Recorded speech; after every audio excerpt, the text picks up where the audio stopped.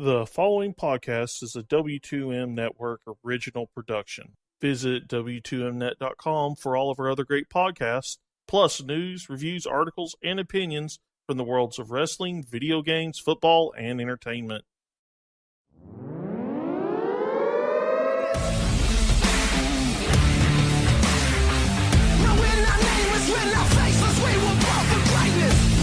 Wrestling to the Max, Monday Night Raw Review.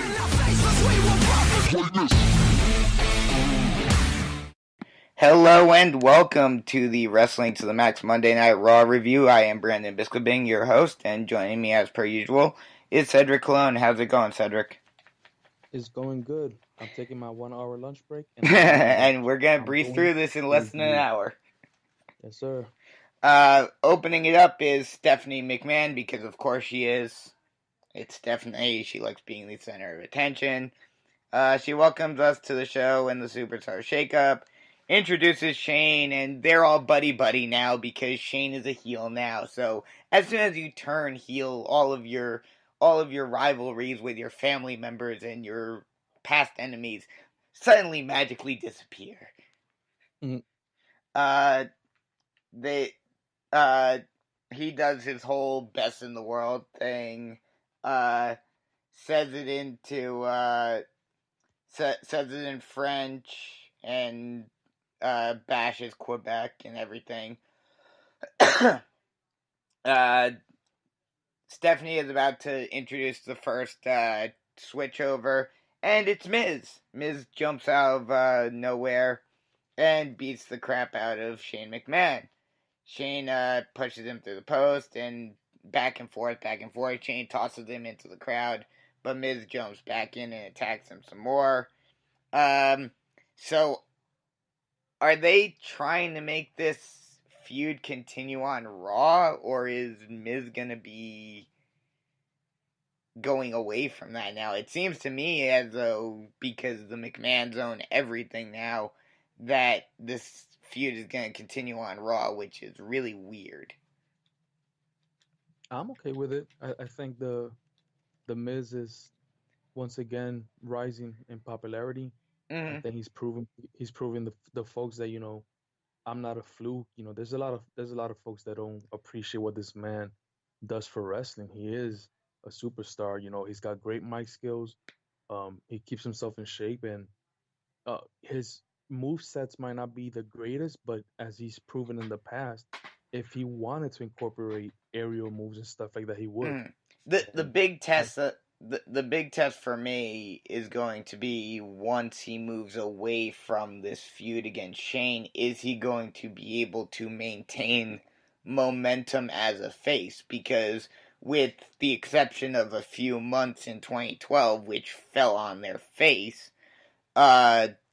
he's never been a face.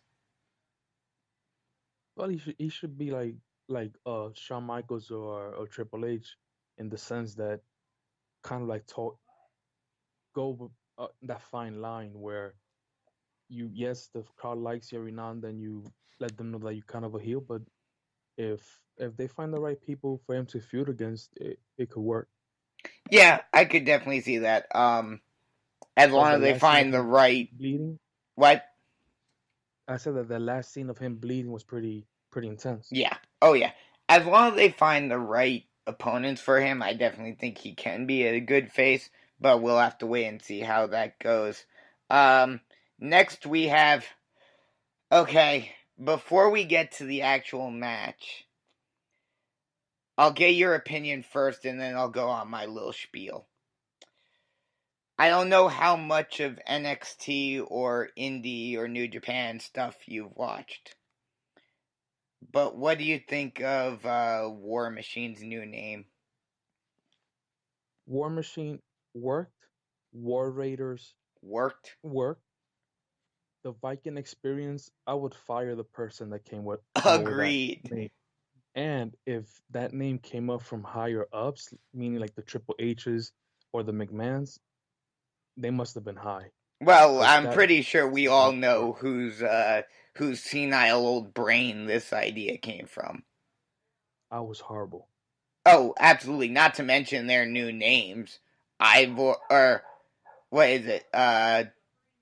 Ivar and Eric. Yeah, that doesn't even it. That's even worse. One No, has a name that kind of sounds okay, and then the other one is just Eric. yeah, um, yeah. You basically hit it on the nail already, but yeah. As soon as I saw it, um, as soon as I heard it, uh, as soon as I heard it, I was like, as soon as I heard it, I was just like, oh my god, this is cringeworthy. And honestly, I hate to say it because they're great performers. They're great wrestlers. They're just great in general. This name change is going to absolutely bury them in one fell swoop. Unless they come out with an angle where they just go completely berserk and they pretty much say, you know what, this is who we are. I don't see. Hopefully, the fans can overlook the name. I really do because they prove to any anyone fan that's never seen them before. Let's say they don't have the app or they don't follow anything outside of WWE Raw or SmackDown. They proved how dominant they are, how great they are as a team, and they I even meshed pretty well with the revival. I mean, they definitely showed their skills in this match, and the fact that they were the ones to get the pin and everything is a good sign. But just the name just oozes comedy act to me, and Yes. it just, I don't want to say it because I love War Machine. I've loved them ever since they were in New Japan. Um, it just, this just does not, it just doesn't feel like it's going to be a name and gimmick that is going to get over with the casual fans. If they were, War Machine or War Raiders and they had their old shtick that they had in New Japan, then I think they could get over. But now I just don't see it, unfortunately. I That's have a tough. bad feeling, and not to mention, look at past history, especially when it's come to tag teams from NXT. They're going to be in catering in 2 months, if that. Let's hope not. Let's hope not It's too. been I'm just going based off of past experience. I mean, I've been saying for almost over 2 years now that I don't want any more tag teams or women called up to the main roster because it inevitably they get shafted. hmm Look at Heavy Machinery. Look at Exactly. EC3. Look at Exactly. anybody that's come up. Yep. Anyone that's come up over the last couple of years. So, Look like at we meant, Asuka. what? I said, look at Asuka. That's Yeah, it. exactly. No, I mean, no. yes, she's gotten a championship. Whoop de doo. The way she's been used, the way she's been handled, as compared to the way she was in NXT, is miles away from each other. But like we mentioned, War Machine. I'm going to continue calling them War Machine. And you know what's funny about it too is that I was actually starting to somewhat come around to War Raiders. Even War Raiders, I was like, they'll always be War Machine to me. And just when War Raiders started to become more acceptable to me, they go ahead and change it into something even more ridiculous and something that I will never accept.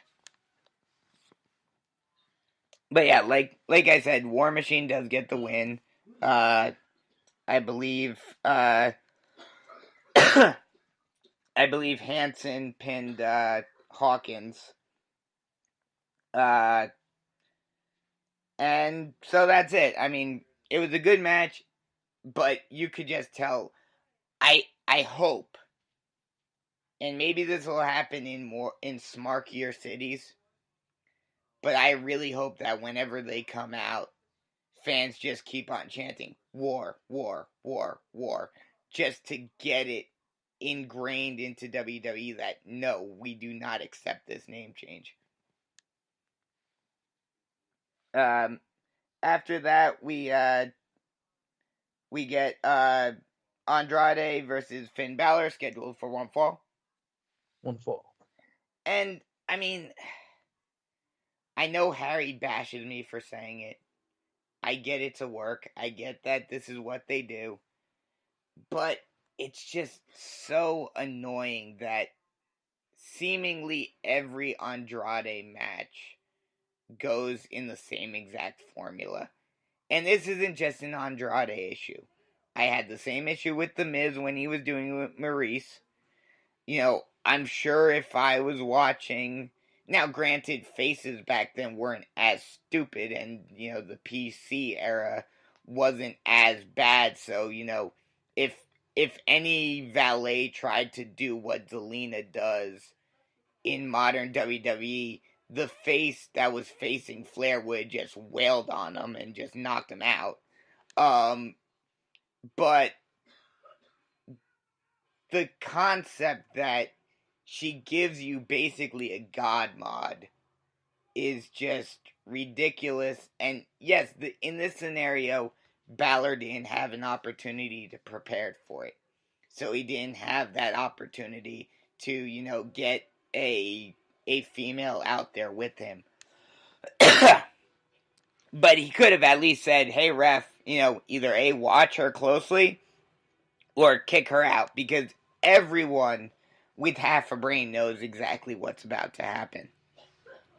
But none of that happened. Same shenanigans happened. Zelina hits a Hurricane Rana on Balor, and Andrade gets the win. Whoop-de-doo. This is probably going to lead to an Intercontinental title feud between the two. Unfortunately, will probably result in Andrade getting the title through shenanigans. I'm just preparing myself for it. Your thoughts? I enjoy the match.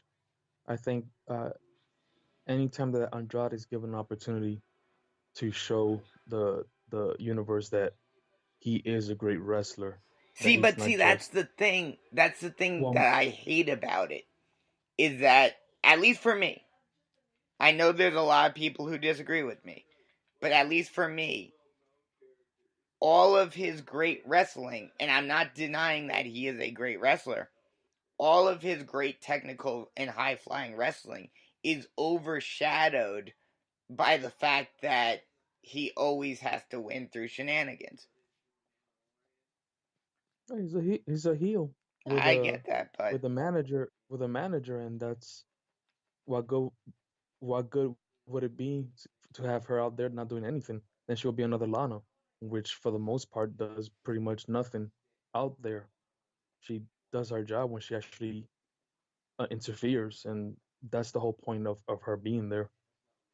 That's the way I see it. I And mean, yeah, I get that's the it's point that upsetting. I get that's the point that she's there, but it would be one thing if it were, a regular male manager, because then you could, which you never see, by the way, anymore. Because then, the the face could, if they tried to do something, the face could just turn around and knock them out and move on. But in today's, PG, PC, WWE, it's basically a god mod, because the valet can do whatever they want, while the face wrestler, even if they poke them, they would get disqualified. Yeah, that's it's like Heyman interfering or just Well, being but that's the annoying. thing. If It's like Heyman Drake were to Maverick. ever interfere, the face would just knock him out, which we've seen before. But Like I said, I enjoy the match. I enjoy Andrade. He surprises me, even though it's the same movesets. It's just surprising to see a guy his size do some of the things that he does. mm, Next we get Elias out there. And Elias is one of the best heels when it comes to riling up the fan base when it comes to their like sports teams and stuff. Like he has something for every city, and it's great. I wish though that he would have made an Expos reference. I would have been like, hey, at least your hockey team's still here, your baseball team left, or something along those lines. Then we get Ray coming out. He's on Raw now. He comes in and attacks Elias. Then Lars Sullivan interferes and lays out Ray. So Lars apparently is exclusive to Raw as well. Interesting segment, mostly just to get the two new guys some time on screen. Next we get the next match scheduled for one fall. One fall. First, before I go into the match itself, did you notice the screw up?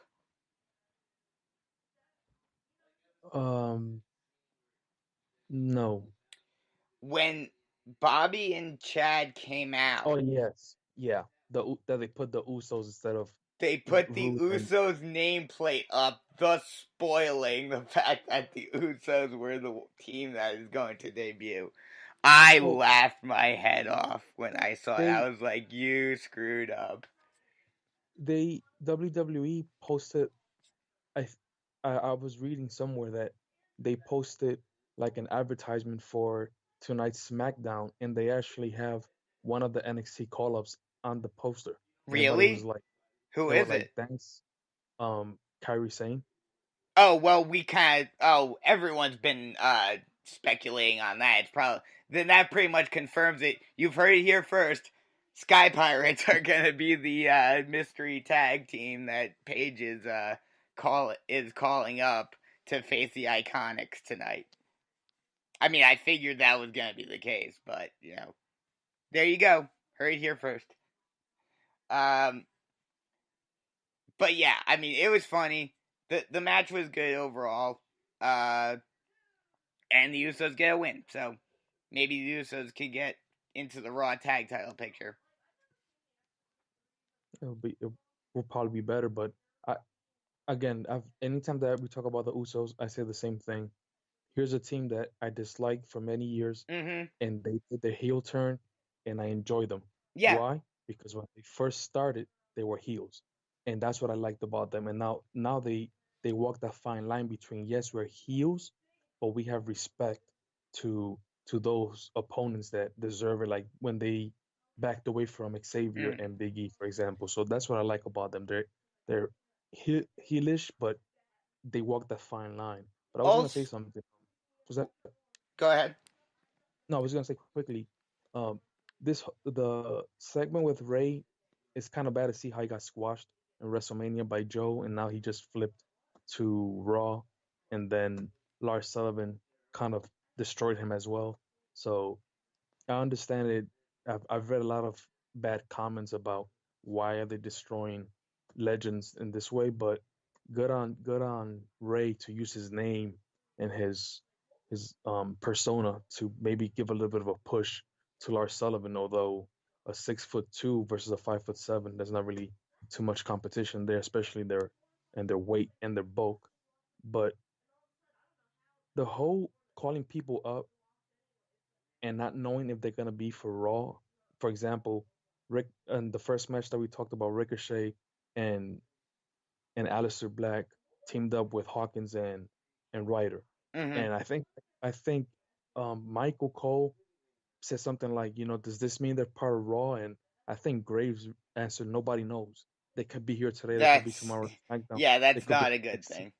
So that threw me off a little bit. And I think during the show they even showed like a still image of who were the call-ups to Raw, and they did not even have Ricochet and Aleister Black. I just wanted to get that out of the way, Oh but wow. I don't think that makes sense at all. That But doesn't make any bit of sense. Um. So, But when it comes to Ray, unfortunately, and sorry to break all the Ray fans' hearts, but the rumor is that his body is really starting to deteriorate, and I think he's close, very close, to fully hanging him up. So I think this is his way of going out while putting some younger guys over. Yeah, Um, it's been bad for many years now. yeah. The one thing I'm a little disappointed in when it comes to the Usos getting called up. Oh, first off, with you talking about how they changed, I completely agree with you. Mostly because whereas back pre brand split, pre day one ish, they were basically just their character was just generic, like generic Samoan Islander warriors, pretty much. With them doing the war chant and all of that and the face paint, they really didn't have any real character to them. And that's what turned me off from them back then.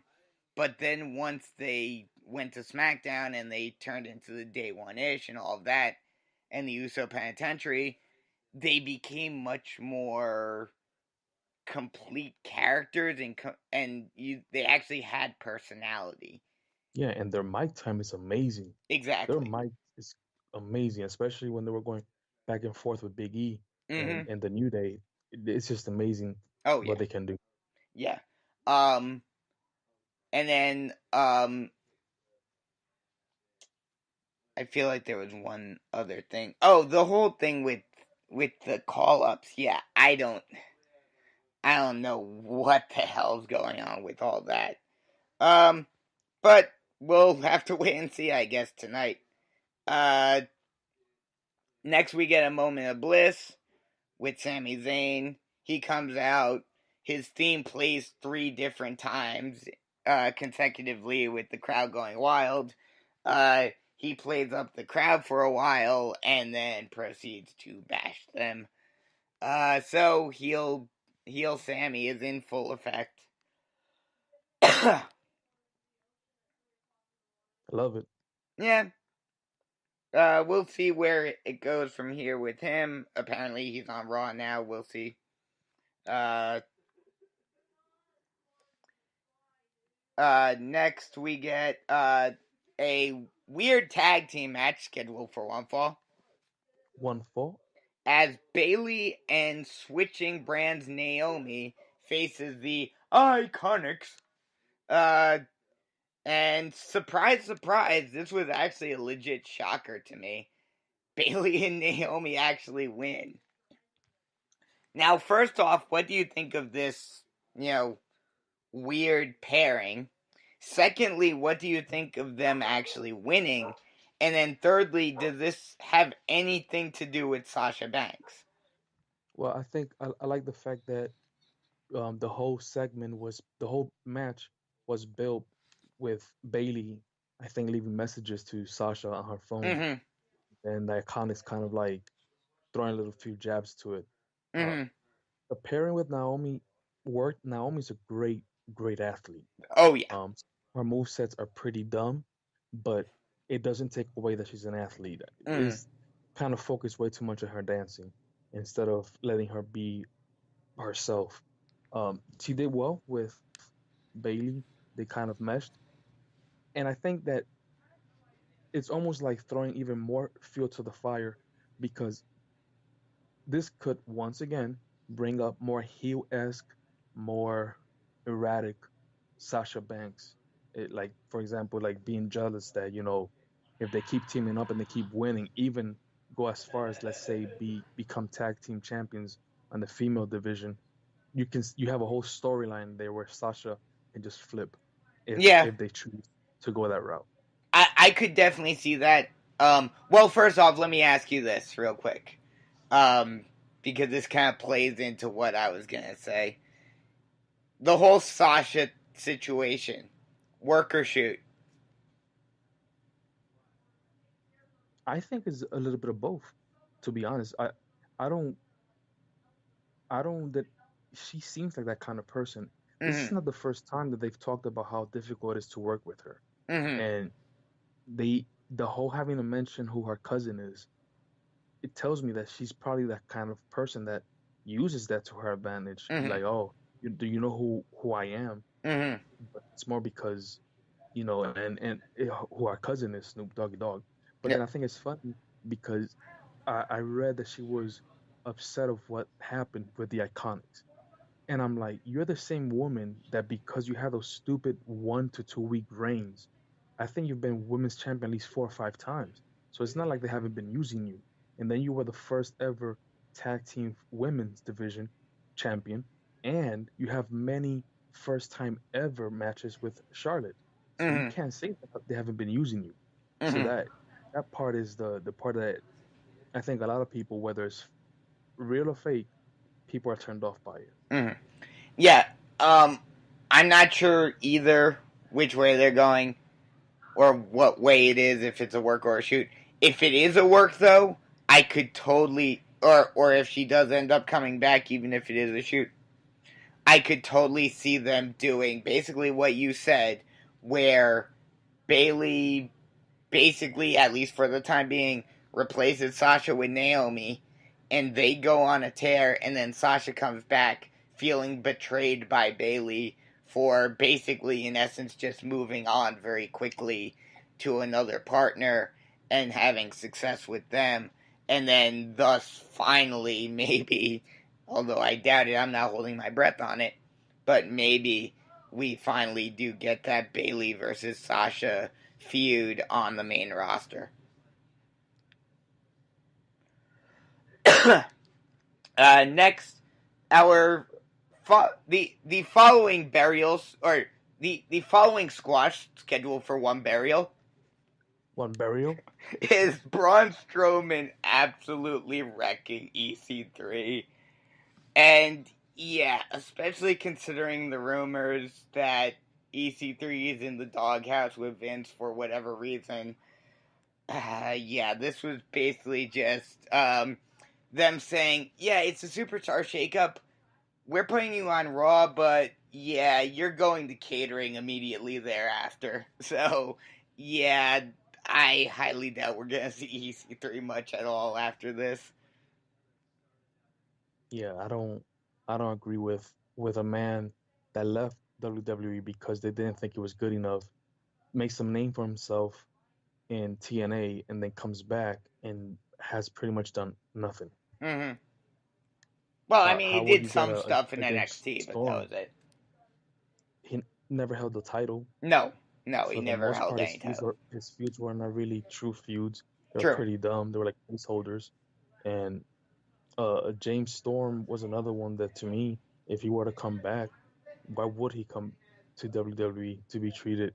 And I hope this doesn't spill into Kushida, because again, this is just is bad management. I'm already writing off Kushida. I hate to say it, but I mean, maybe AEW will change things, but every time one of like my favorite indie or New Japan guys signs with WWE, I'm just like, oh god, they're dead.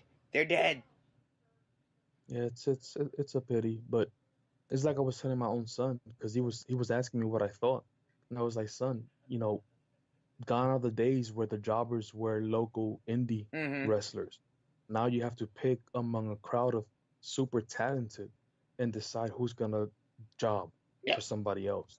And that's what I keep telling all these people that keep writing how AEW is the number one company. First of all, they haven't had an event yet. Mm-hmm. And if so many names keep signing with AEW, someone has got a job for somebody else to win But and, see, and grow. here's the thing, and I do agree with you. I agree.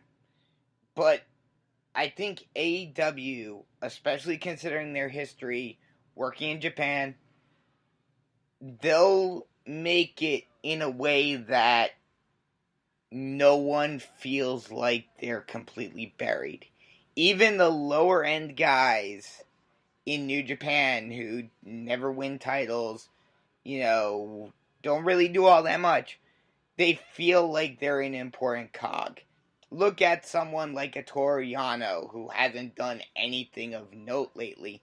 he's still an entertaining guy that a lot of fans get behind because of his gimmick, because of what he does, and he can build that niche that keeps him relevant. Yeah, he's got a role to play, just almost like Doink the Clown. Exactly. Like, at least back in the day, especially, and I say this a lot, look at the Attitude Era. Even the guys that were primarily jobbers, because they had a unique gimmick that fans could get behind, they're still held in high regard, even if they lost most of the time. Hacksaw Jim Duggan, What? Brooklyn Brawler. Hacksaw Jim Duggan, Yep. Brooklyn Brawler, Val to name a Venus. few. Mm-hmm. So that's the key difference between bygone eras and today, is that yes, the character may be there to an extent, but the way they utilize them and the way they treat them just completely turn you off. So next we get Becky Lynch coming out, and she has a match scheduled for one fall. One fall. Between between herself and Ruby Riott. Becky wins with the disarmer, and the Riot Squad pretty much are just jobbers to the stars at this point. Yep. What? Another waste. What? What did you say? I said another waste. Ruby Oh, Riott. yeah. Next, and then Becky proceeds to run through the rest of the Riot Squad. This was a weird little cut that they did here, because they had an interview with Corbin, Lashley, and McIntyre, them talking about how they destroyed the Shield already before, and they'll do it again. And then back from commercial, Becky's still in the ring. Natalya comes out, says that she wants a title shot. Seems like Becky was okay with it. Said, you'll get you'll get a title shot. She knew that as soon as she got the title, she would have a target on her back, and that those overlooked women would hunt her down. But before that happens, Lacey Evans comes out saying, "You two aren't in class enough for the title." Yada yada. And apparently, Lacey Evans has someone around her finger because she has the power to make matches now. And we have a number one contenders match. Okay, then. That's not a good sign at all, but okay. So the next match scheduled for one fall One fall. is Lacey Evans versus Natalya in a number one contenders match. First off, do you have any thoughts on that whole segment with Natalya and Becky and Lacey? Becky Lynch carried and gave value to that segment with her mic. Natalya, I'm sorry, I can't stand her mic, her promos, anything. She just doesn't work for me anymore. I'm sad to see such a big, true trailblazer become what she's become in the women's division, but that just doesn't work for me. And then Lacey Evans and her, I'm a lady, but yet I'm gonna do moves and touch myself in ways that doesn't look like a lady. Yeah, that was kind of weird. Well, I think that's kind of the Yeah, point, is that yeah, she thinks of herself as a lady, but she really isn't. yeah. It was funny because in NXT she wasn't doing that. Now that Mm, she's here and she's finally talking, now you kind of see that. Yeah, I'm gonna act like a lady, but to get what I want, I'll do what I have to do. mm-hmm. Exactly. I mean, the implication is there that Hmm. she she's getting her hands on Vince. And this PG era is slowly eroding. Yeah. Well, I mean, I hate to say it, but as soon as she came up, I saw that this was going to be the path that they were going to go with her. So we get the match.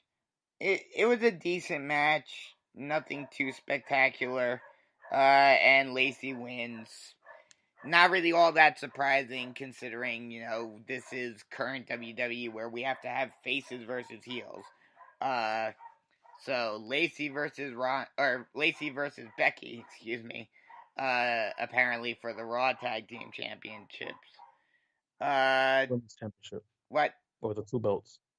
Oh, is it gonna? Do you think it's gonna be for both belts, or do you think it's gonna be No, for? no, I think you're right. I think she said Raw. She Yeah, did mention that yeah, she she just said wanted the for Raw Raw. one I think they're gonna have Becky 2 belts. Have to defend both individually. on the same pay-per-view. Yes.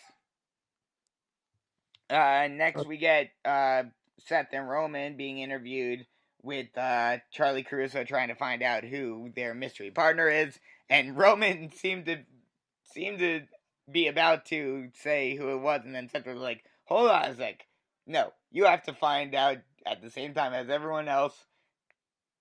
You have to wait until we're out in the ring." I kind of like that. It was kind of funny. I thought Or it was no, funny when the door opened and yeah. somebody kind of peeked, but you can't see who it was because they were too Mm-hmm. small. Yep. Oh, excuse me, it was the other way around. Seth was gonna give it away, and then Roman was like, Yeah, "Nope, no, no, no, you're gonna have good to set. wait." I forgot to mention, we got 2 different weird vignettes of, I'm assuming Bray Wyatt, Hmm. coming back. What do you think of these? I think that they're creepy, they're scary, but they look very low budgety, which is probably what they want to go for. Yeah, I think that's kind of the point. They're basically making Bray into like a B horror movie or a C horror movie, pretty much. Uh, Next we have our main event scheduled for one fall, One fall. and the mystery partner is the phenomenal one, AJ Styles. Did you expect this, or what did you think? Who were you thinking was gonna be it? And then what was your thought when AJ came out? I got to be honest. I, while I was watching the show, I wasn't really thinking of AJ, but there was a part of me before the show started that I was talking with my son, and I was like, I think AJ Styles needs a new beginning in Raw. But at the same time, I'm like, who would I match him up with so that he can have the success they had on SmackDown? And on Raw, it looks a little bit more difficult for him Mm. to have the same success that he had on on SmackDown. But I was surprised. I was pleasantly surprised. But before I keep going, just want to make one quick mention about the Lacey Evans versus Natalia. Mm-hmm. The low points, Natalia's discus lariat, I can't stand it anymore. Hmm. The sharpshooter, the fact that she says that she's the best there was, the best there is, the best there will ever be. It's so not even original anymore that it's just bad.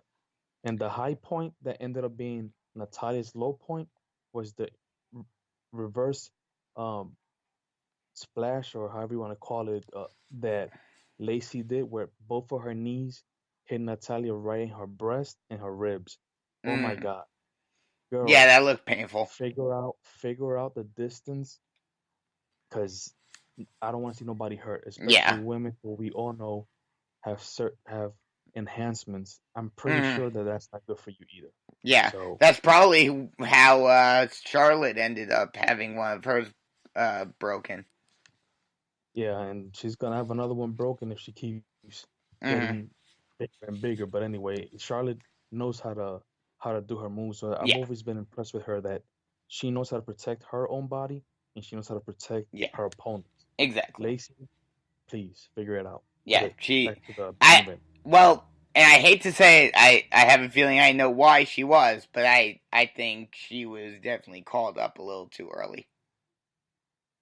I think she even punched her at the beginning of the match, either punched or elbowed Natalia for Mm. real. Because Natalia was even looking at her Yeah. nose to see if it was bleeding, and we know that Natty has a history of broken noses. Mm-hmm. But yeah. When it comes to AJ, originally when they first announced it, before they said it was gonna be someone from SmackDown, I was thinking, oh, this is how they're gonna basically end the whole work shoot of Dean, and he's gonna come out, and the Shield's gonna reform, and he's gonna be back in WWE. Then once they said it was someone from SmackDown, I was thinking it was gonna be Kevin Owens. But then once AJ came out, I was like, oh, okay, I can see that. And it'll be interesting to see how AJ is able to handle himself on Raw. The match was decent. The faces get the win. And that was it. Overall rating. From 1 to 10, I'll give it a 7. It wasn't over the top good, but it wasn't bad. And the main event just proves once again my point that Drew McIntyre is ready for the main event spot. And thinking about tonight's SmackDown shakeup or complete roster shakeup on SmackDown, the good thing is that even the people that participated on Raw last night, they might actually be called up. And I really hope that a Drew McIntyre gets called up so he can finally take his rightful place as a true heel, and not just a heel but a champion, because he has everything, in my opinion. Yeah, I have a feeling that either Drew or Bobby, considering they've been the ones that have been feuding with Rollins and Reigns lately, I have a feeling that one of those two will probably get the title shot next at the Universal title. Although I could also see it being Baron Corbin, so we'll see where they go from here. I'm a little lower than you. I'm gonna give it a 6 just because the high points didn't overshadow the low points. Gotcha. Hearing that new name of War Machine just completely took the wind out of you. And there were a few other moments where it was just like, this is cringeworthy. One more thing, and this, I mean, I forgot to mention Cedric Alexander is also being called up, which it'll be interesting to see how that works out. The one thing that I didn't even notice until I saw it online today, because they flashed it so quickly, and I didn't even see him on there, was, let me give a little rest in peace to Sanity. Because Eric Young has been moved to Raw, and apparently all three of them are being completely broken up. It was a team that should have done a ton more. But, I mean, that seems to be the story for just about every NXT tag team nowadays. Yep. One word review?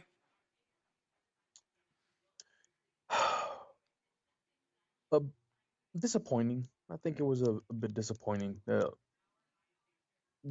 Like I said, they themselves don't even know what's gonna happen. You know, when you have folks that can show up anywhere and they show up on Raw, but then not even Michael Cole knows if they're gonna stay in Raw, if they're gonna show up in SmackDown, and the NXT folks showing up, and it would have been nice to see a few of those NXT UK guys and maybe a 205er show up, but well, I think Cedric was supposed to show up on Raw tonight, but apparently there were some travel issues because they're in a different country.